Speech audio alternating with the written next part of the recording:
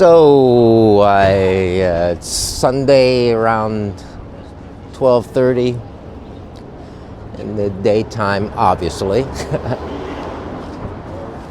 And I just came from outer space. This is the 1953 space movie, written by Ray Bradbury and directed by Jack Arnold with Jack Carlson and Barbara Rush.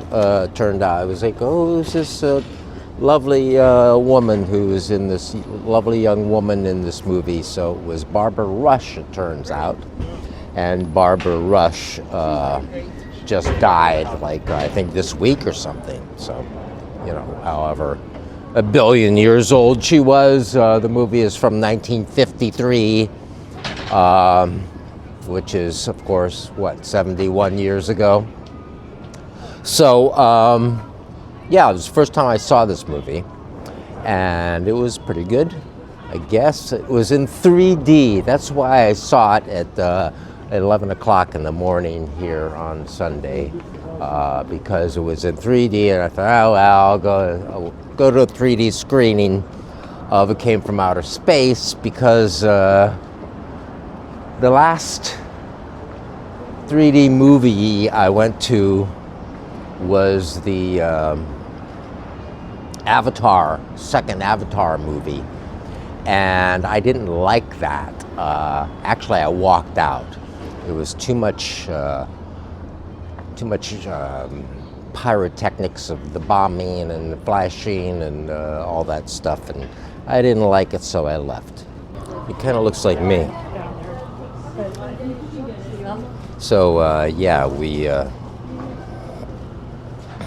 So I'd gone and seen Avatar 2, when it was really first out, and I actually took some shrooms before I went to it, so I was kind of prepared, and I went to a fancy 3D showing in my neighborhood, and I didn't like it. I remembered liking the other Avatar and actually seeing it 3 times. So, but this one I didn't like at all. Probably the best big 3D movie that I can say that I enjoyed quite a bit was Hugo by Martin Scorsese. And Hugo was really good. And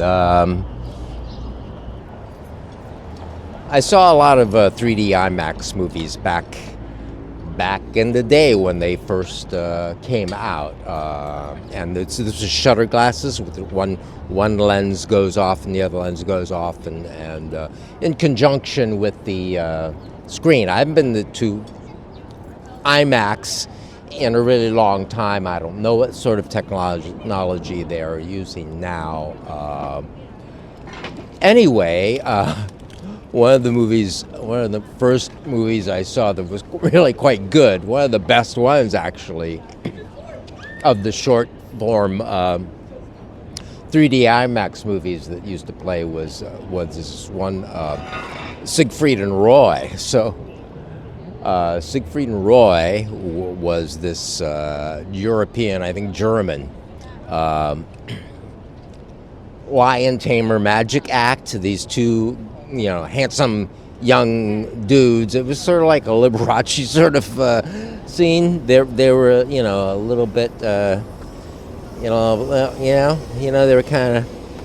Anyway, Siegfried and Roy. I guess they lived together because the groups all lived together, right? As Frank Zappa said. So anyway, they made a 3D movie. Before one of them got chomped on by one of their lovely pet big cats who they lived with.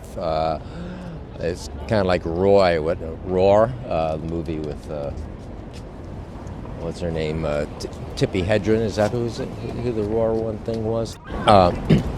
Anyway, so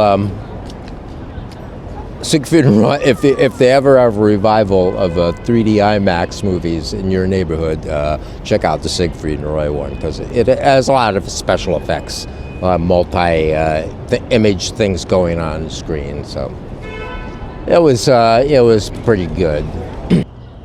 So anyway, it came from outer space. It came from outer space in 3D. Well, I came in. You see how my sunglasses, my glasses adjust to the sunlight, so they get dark when I'm outside. So, and it takes them a while to readjust. So I, was kind of preparing to go to the movie as a Sunday morning, as I said.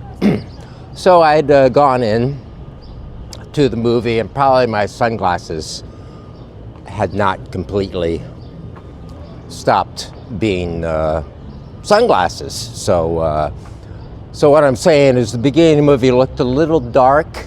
It was in black and white. It was in something called Dolby 3D. I don't know what that is.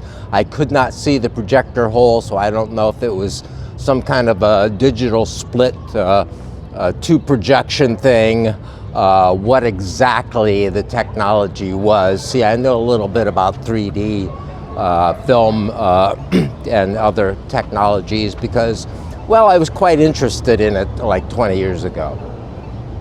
And actually took a lot of 3D photographs in the realist format, which was a transparency film that turned into, I'm waiting for the signal, except I walk when there's no cars. Sophisticated New Yorkers like myself can tell when there's no cars and we just walk, even though the light says that we're not supposed to be walking. Oh, it just changed. Okay, so I'm safe. So, yeah, 3D stuff. So I used to take all these 3D slides, and they were, really lovely, actually, with Kodachrome, color Kodachrome. And you'd have to mount them yourself. You get the transparency film back processed in a roll, so you have to cut them and mount them yourself. And so I took a lot of 3D photographs, and they were really nice. And you look at them in a lighted viewer. And so I really was interested in 3D when the second wave of third wave of the 3D film boom occurred a few years ago. So here's I'm in Washington Square Park now, and this is the area where there's all these they're hustling to play chess. So if you want to play chess, you can come play chess with these guys in Washington Square Park. I don't exactly know what the deal is, if it's some kind of a money deal or something, but if you gamble, I guess probably gamble would make it more fun. Isn't anything more fun with gambling? Probably. Anyway, a lot of people in the park today because it's sunny, it's nice. It's been sort of rainy lately, I guess, so it's nice today. Tomorrow's an eclipse in the afternoon. Oh yeah, back to space, eclipses. This technology was okay once my eyes adjusted enough to the light situation. It didn't look that dim. The film is in black and white, so it's a black and white stereo, black and white 3D. And the setups were really kind of nice, actually. A lot of the photography, the film setups were beautiful. Like a ladder from a truck going up to a telephone pole with a guy on it, and then you can you see the depth down to the ground, up above the telephone pole is the angle as going looking down into this whole scene. So it was nice. And a few other things like through windows. The first shot of the film actually was kind of like that, where Richard Carlson and Barbara Rush are chatting in their house, whatever, and they're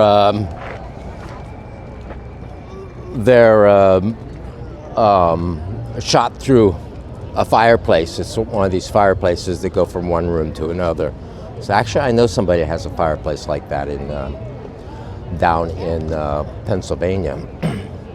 And so they're shot through the fireplace. The fireplace is lit, and they're shot from one angle, and then they're shot from the other angle. And anyway, it's pretty nice, and there's not a lot of action in the movie or anything like that. And well, that's one of the cool things about the movie, is that it's not the army isn't in it, which is a relief. There's a few like local cops is about all you get in this one. No army, no jet airplanes shooting at space invaders, nothing like that. So it was, all felt kind of gentle in that way, and it was kind of the smart guy who is Richard Carlson, who's like this amateur astronomer, is the one who has discovered the this guy's taking the sun here. This amateur astronomer, him and his girlfriend Barbara Rush see this space thing come down, and so they go there and check it out. He goes downstairs, down into the hole. It makes a really big crater. So he crawls down into the crater and sees that actually what it is a sort of honeycombed kind of machine down there is what he finds. And so he, I think I'm going to sit on the former grass right here for a little bit and talk to you, maybe with the light more on my face and with the Washington the Monument Arch, whatever thing behind me. So I don't have my little gorilla thing that I usually carry around for this sort of purpose, but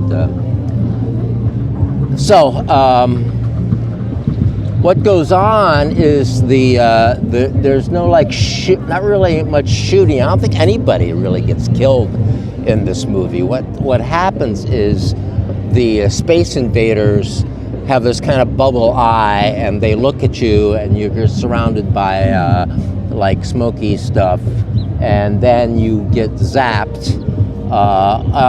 They can replace you. So they replace all these town people while they're repairing their ship, and they use the replacements of the town people to fix their ship, because they want to leave. They really don't want to be here. They were here accidentally. So it was all kind of cool and worked out really well, and it was a little boring in the middle. It would have been better as a half hour instead of an hour and a half. But as it was A-OK, as we say back in the space age, in 60 space age. It was 53, so it had a little bit of Red Scare-ish sort of vibe to it, in that these people coming from outer space are going to be, are they going to be replacements? There's a kind of thing for a while. It's like, are they replacing us, or are they just visiting? So so it because something coming from out there, and it comes here, and they're going to take over everything and imprison us. So Anyway, it didn't need the military, and it's a Ray Bradbury story, and it was pretty good, and so I'm glad I went out and watched in 3D. It came from outer space. It was more or less a harmless experience, and you know, as I said, it was better than Avatar 2. So.